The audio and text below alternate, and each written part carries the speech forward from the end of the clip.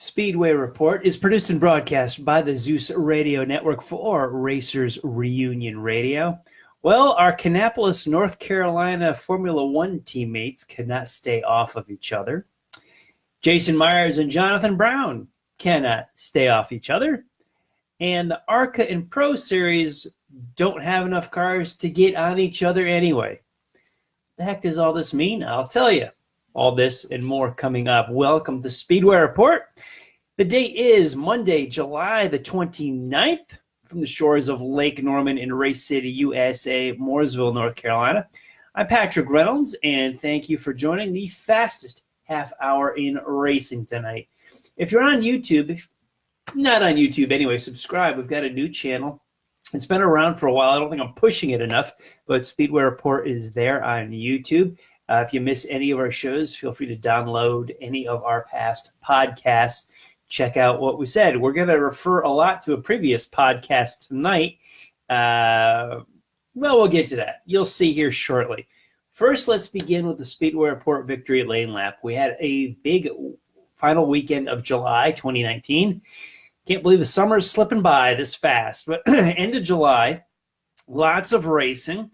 Let's tell you who won what. The Monster Energy NASCAR Cup Tour went 400 miles yesterday in Pocono, Pennsylvania, where Denny Hamlin was your winner. He won his first career race there. 06 it was. It was his first full season on the tour. Laid the smackdown on these guys. Pocono is definitely a Hamlin track. This will be the final race there with single race weekends. Is next year they go to a Saturday, Sunday doubleheader for the Cup Series. I'm looking forward to seeing what that looks like. That is one of the best events of 2019 that has caught my eyes that I want to see for 2020 anyway. Xfinity cars raced Saturday in Iowa. Chase Briscoe was your winner there. Saturday afternoon in Pocono, the NASCAR trucks went for a ride. Ross Chastain brought the watermelons to Victory Lane. Also in Iowa, NASCAR's K&N Pro Series East and West Tours had a combo race, and Sam Mayer was your winner there on Friday night. Indy cars were in action at Mid-Ohio, one of the nicest road courses we have here in the U.S. Champ Scott Dixon, multi-time champ Scott Dixon, went with 3 stops, still beat the guys that went 2 stops, as well as the other guys that went 3 stops. He had it all figured out and wound up in Victory Lane. And Max Verstappen won the Formula One race in Hockenheim, Germany. NHRA straight liners are out in Sonoma, California, where they took the road course, magically made it into a drag strip for the weekend. Billy Torrance won in Top Fuel. Funny Car was taken by Robert Height. Greg Anderson scored in Pro Stock, and Andrew Hines takes his 7th Wally of 2019 in Pro Stock motorcycle. The World of Sprint Cars ran a doubleheader in the Northeast, one of the historic sprint car tracks, Williams Grove Speedway, Pennsylvania. On Friday night, Tim Schaefer was your A-main winner and a nice $8,000 check. Donnie Schatz took home the big money on Saturday night with $20,000 for his efforts in taking the A-main. On Friday afternoon or early Friday evening, you can do this, you can do this in the summertime at Pocono with no lights, but Christian Eckes won the ARCA races. That was the first on-track race action for the Pocono weekend with the ARCA Tour. Christian Eckes, your winner. USAC Sprints wrapped up Indiana Sprint Week. Let's pick up the second half of this traditional event that USAC stages for the sprint cars. Back last Wednesday in Terre Haute, Tyler Courtney was your A-main winner. On Thursday night, Kyle Cummins scored. Friday night, Kevin Thomas Jr., and Saturday, Cummins won again. C.J. Leary is the overall Indiana Sprint Week champion for 2019. Our friends on the Hill in Grandview, Pennsylvania, had the small block modifieds going for their feature, finally starting to beat some weather on a regular basis there. Dwayne Howard take the small block mod main. Sean Weiss won in Sportsman. And the legends were back. Travis McClelland took the checkered flag there. Nice to see as I was up in Grandview in, when was it, late May, early June, something like that. Saw the legends feature. It was actually the only feature that got in that night because of rain. Legends put on a great show at Grandview. When they race on the Hill in Pennsylvania, go see them. Well worth the effort and the ticket price to see the Legends run at Grandview. And we had a little bumper cars action. We'll talk about that a little bit later at Bowman Gray Stadium in Winston-Salem, North Carolina. We'll start with the results. Simple modifieds, twin 25s were won by Bart Myers and Lee Jeffries. And we'll put the pin in it right there because we're going to come back to Bowman Gray Stadium. Gee, do you think the summer heat escalated to some extracurricular activities? Absolutely. If you guessed yes, we'll talk about that in a little bit. I want to talk about the German Grand Prix to begin with. Got lots of short track stuff I want to talk about. But that began Sunday morning pretty early here on the East Coast. How about this drive by Sebastian Vettel? Unreal. 20th on the grid. Shotgun. Dead last. Can't go back any further. Winds up with a podium.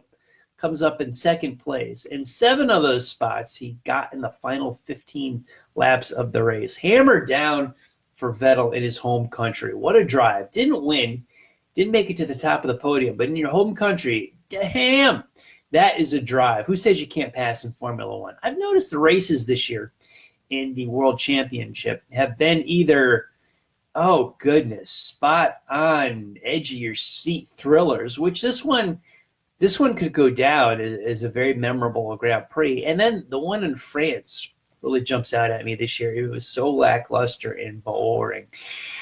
How they just fell into line and, you know, the gap grew in between each cars and they just rode around and took the checkered flag, which F1, well, auto racing in general kind of gets criticized by folks that don't really follow the sport.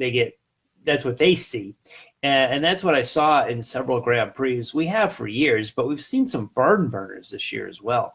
And this run in Germany where the rain was threatening and we had guys come from the back to the front and the front runners had trouble, it was good. It was a good race. I enjoyed the Hockenheim Grand Prix.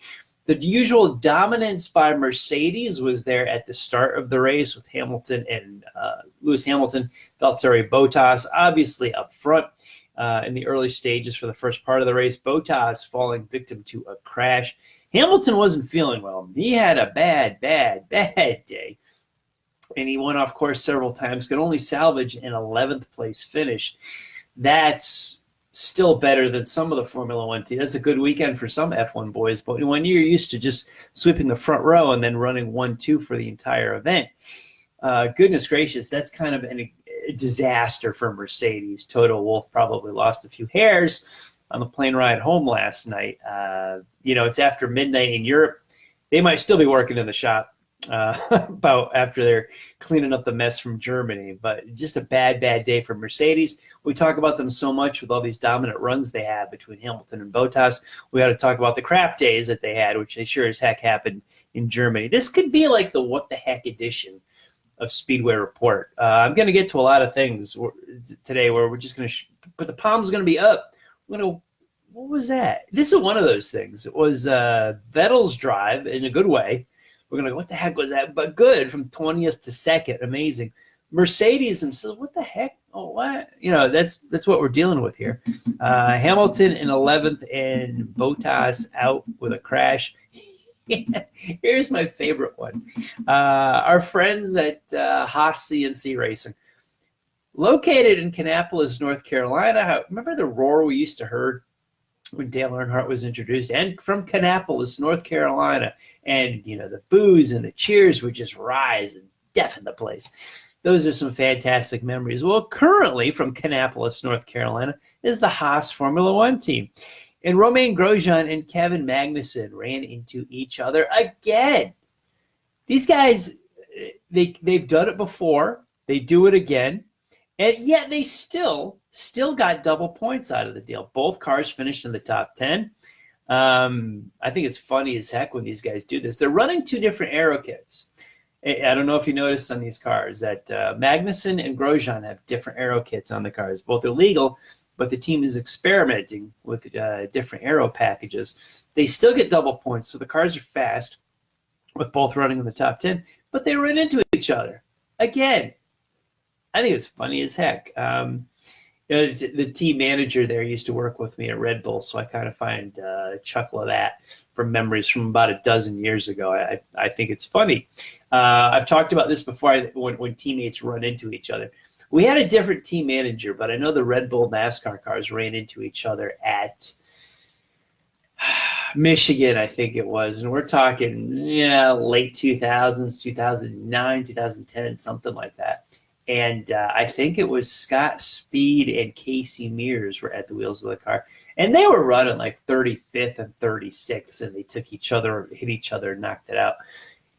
So embarrassing to run into your teammate and spin them out at that point. But here we are.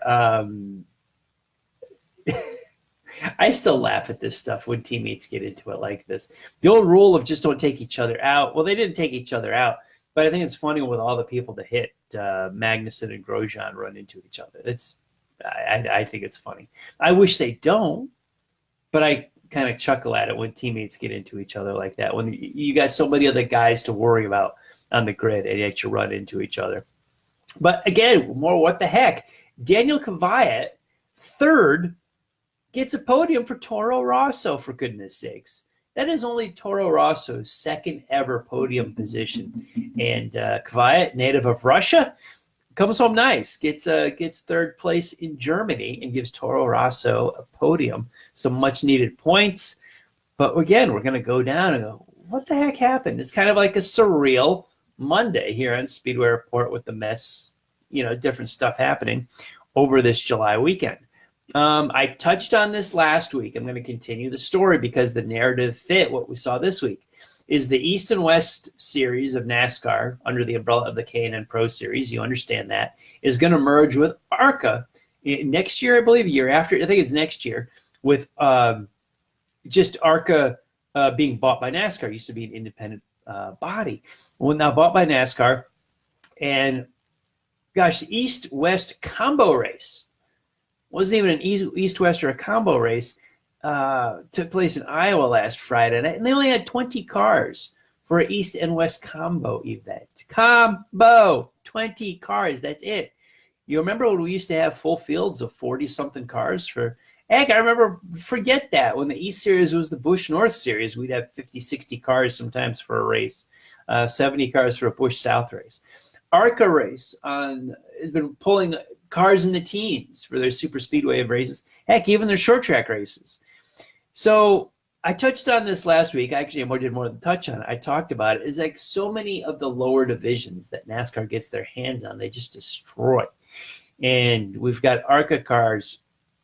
Between the two races, a combo for the East-West and ARCA.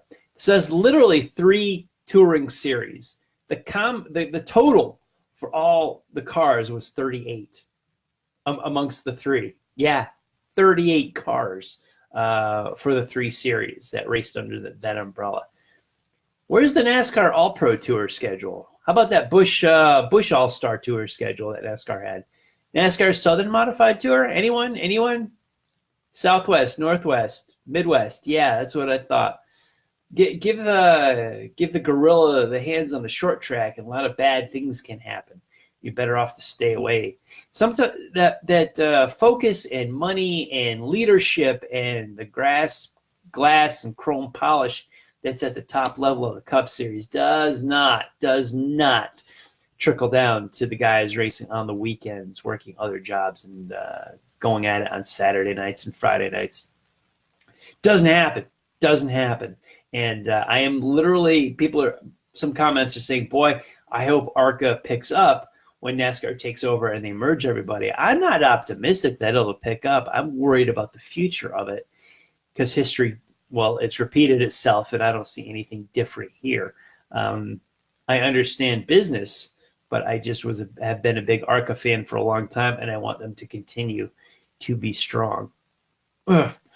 I shudder for the future of the East Series, West Series, and ARCA once they all merge, and what will happen with the rules and whatnot.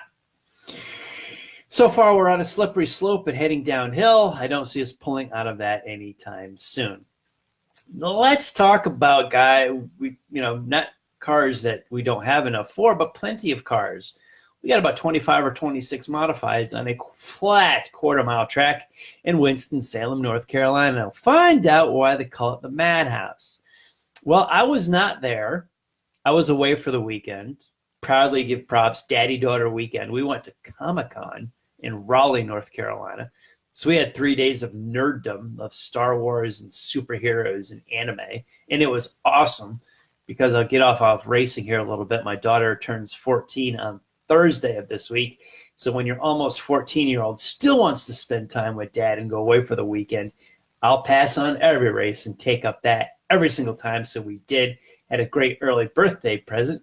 However, I was not at the Bowman Gray Stadium this past Saturday night. And there was, go figure, there was an incident.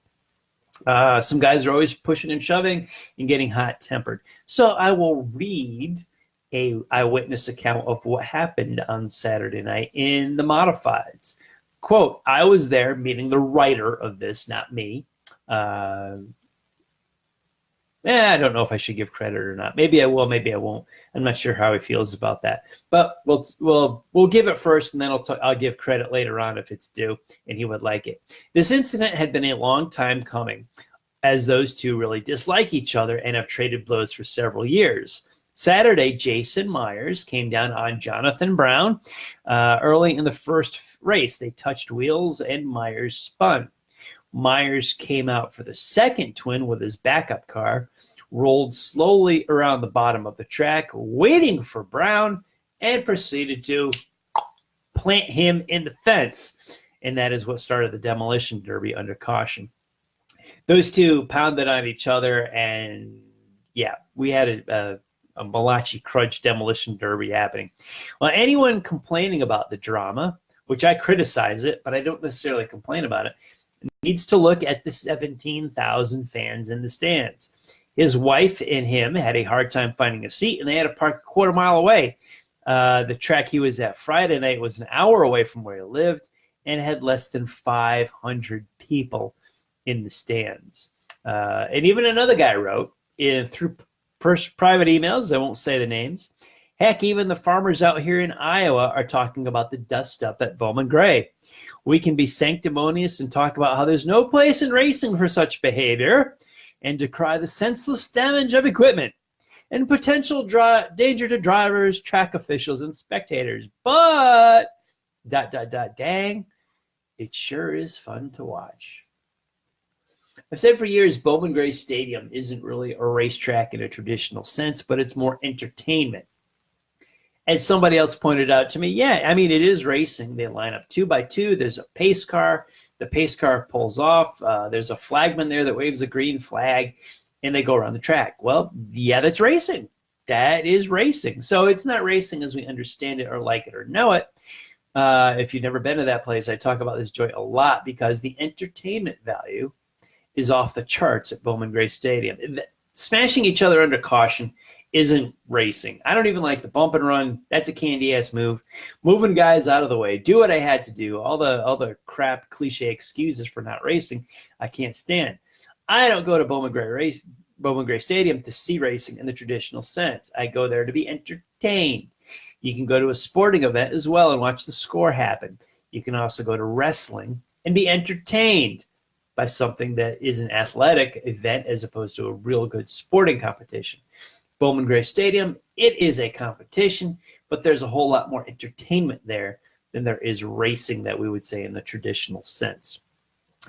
Racing comes and racing goes, and as the summer progresses, NASCAR gets closer and closer to the playoffs. I'm on the press releases for NASCAR. I get them for the Grassroots Series, Regional Series, Truck Cup, Xfinity. They send me news of what's happening. I get interviews, and I get race reports, and I get previews, and a lot of information comes into my email box. And as we go along through the summer, they get more and more heavy towards playoffs. I could not care less about the NASCAR playoffs. I get emails that say, playoff picture heading into, I don't even know where they're heading this weekend, but wherever, playoff picture, who's in, who's out, and I just don't care. Those releases, I don't even open them. I delete them. I don't even read them. I just cannot care less enough about NASCAR playoffs. I don't care. I don't care. It doesn't do anything for my interest. It drives me away. Case in point, at Comic-Con over the weekend, in the hotel lobby, Sunday morning, getting breakfast. What am I doing? I have ESPN and I'm watching the Hockenheim Grand Prix. I'm interested in what's going on. Saturday evening, we're heading home from Raleigh. I had to remind myself, oh yeah, there was a race at Pocono today. I wonder what the heck happened.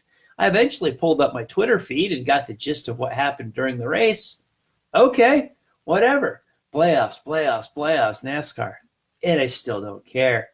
So we are in year 15 of the chase/playoffs, and you just drive an old guy like me further and further away from the sport.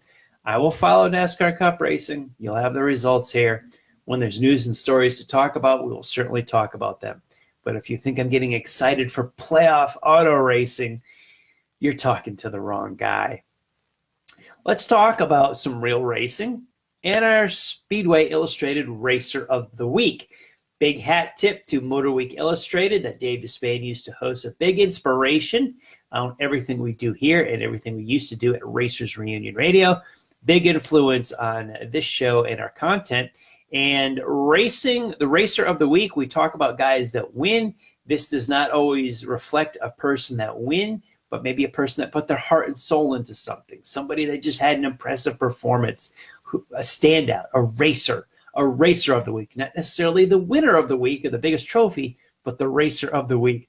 I'm going to get it to a guy in Germany that put on one hell of a drive, came from shotgun and last on the grid to finish second. The Speedway Report Racer of the Week this week goes to Ferrari's Sebastian Vettel for a heck of a drive from dead last up to second place. In between our podcasts, everyone, keep up in the world of auto racing with SpeedwayReport.com. This show and all of our past shows are uploaded on the site. Where else can you find our podcast? We're on Facebook at Speedway Report with Patrick Reynolds, where a lot of you are watching us live. We're also stored on the Racers Reunion Facebook page. You can catch up with me on Twitter at Speedway Pat and the Speedway Report Show. RacersReunion.com is still alive and well. Go to the forum, as well as my LinkedIn page and our YouTube channel. I talked about it at the top of the show. Subscribe to the Speedway Report YouTube channel. All of our shows are right there. Big thanks to everyone on the Facebook live feed that had the live conversation going tonight. I'll get back to you guys shortly. And as usual, this coming weekend, please go see a race at a track near you. Support your local tracks because they're the backbone of the entire sport. And I want to thank all of the military, past and present, for the freedoms we enjoy as Americans in our daily life, including the simple things like bench racing right here on a Monday night. Freedom is not free, and a veteran paid that bill for us. To all of the men and women who are defending freedom and watching Speedway Report, take care of yourselves and come home soon. A special salute, as always, to the teachers, school staff, firefighters, police officers, and paramedics in our own communities. They are quiet and modest heroes every single day. God bless, and thank you. You have been watching Speedway Report from the shores of Lake Norman in Race City, USA, Mooresville, North Carolina. Please like our Facebook page, Speedway Report with Patrick Reynolds, and you can follow me on Twitter at Speedway Pat. Now, on the Drag Racing List Facebook page next is Drag List Live. You can join Bill, John, and Barb with some drag racing talk right now. We will be back live here on Facebook in 1 week. It will be Monday, August the 5th. Where the heck's summer going? Slow down, please. It'll be August the 5th. We'll have a look at NASCAR Modifieds from Stafford, IMSA at Road America, NASCAR Trucks at Eldora, and a whole bunch of short track racing. Thank you all for watching. I'll see everybody next week.